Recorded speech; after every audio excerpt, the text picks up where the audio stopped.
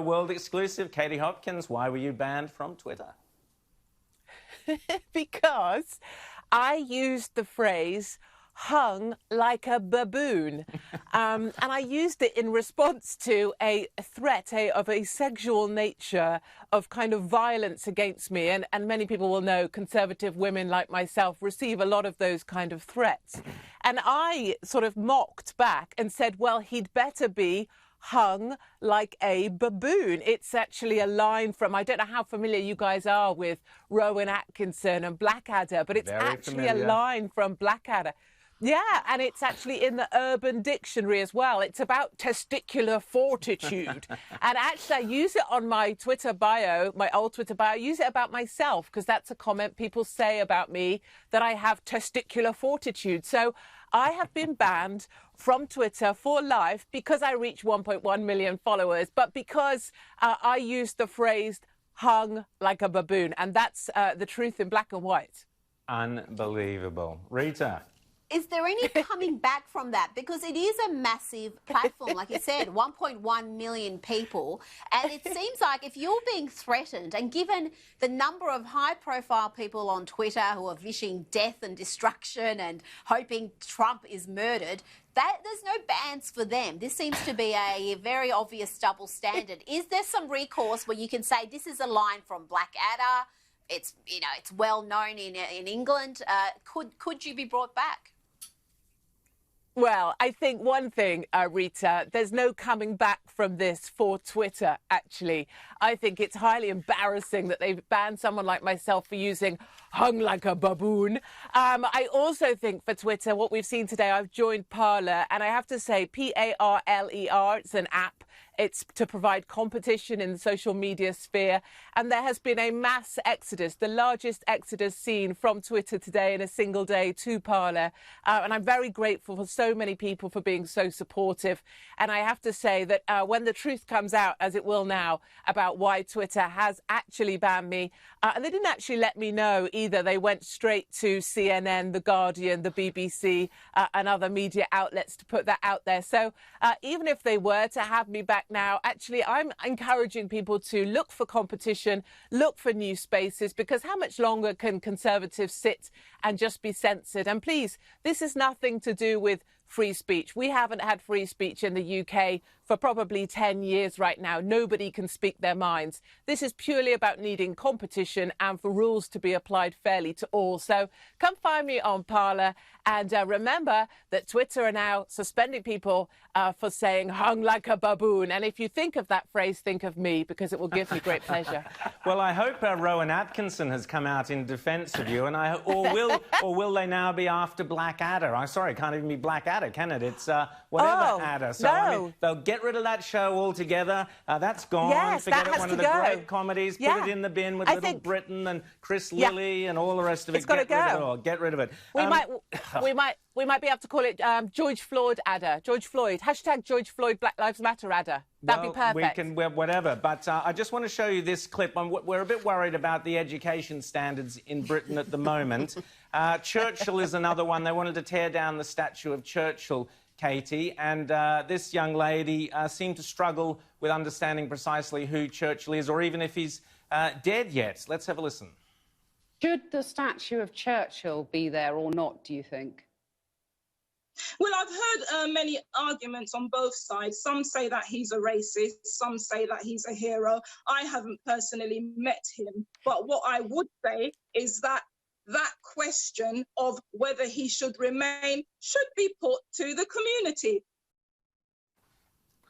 The lack of education in Britain is terrifying, that there are decisions being made by people who don't understand, you know, basic things like the fact that Churchill was a wartime Prime Minister. I find it extraordinary, Katie.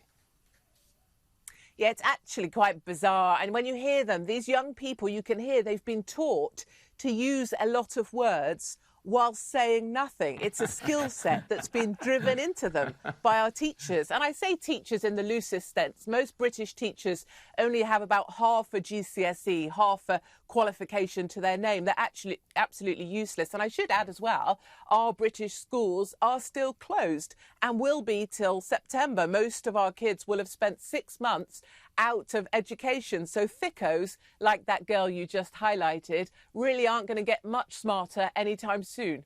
Well, maybe they might get smarter not being at school. James.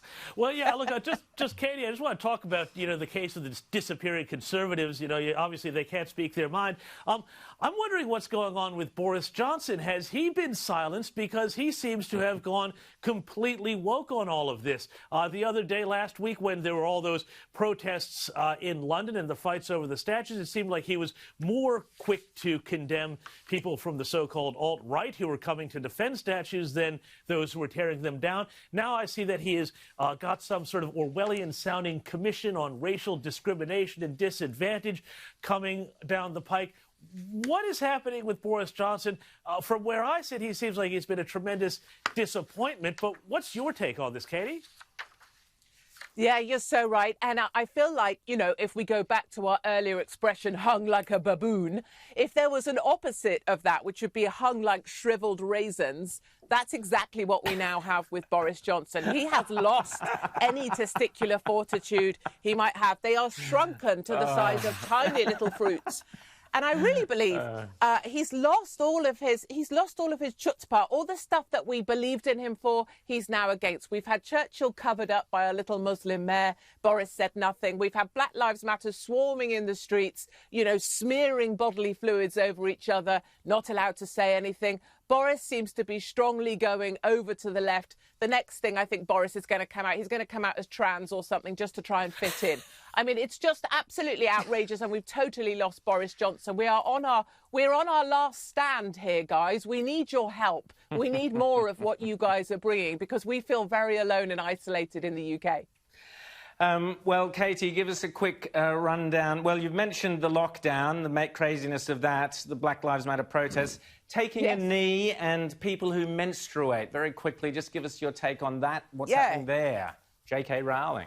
Well, really, it was more of a kind of a look at the hysteria of 2020. If we just glance back really briefly, top line, we started off with Wuhan flu and Chinese people sucking the heads off bats, and then the World Health Organization coming out saying, don't worry about that, won't recognize Taiwan, and maybe we still just love China and don't be nasty about the flu. We went straight into, rolled straight into lockdown, and lockdown was all about following the science, and the science has proved to be about as, accurate as my dyslexic 10-year-old at spelling.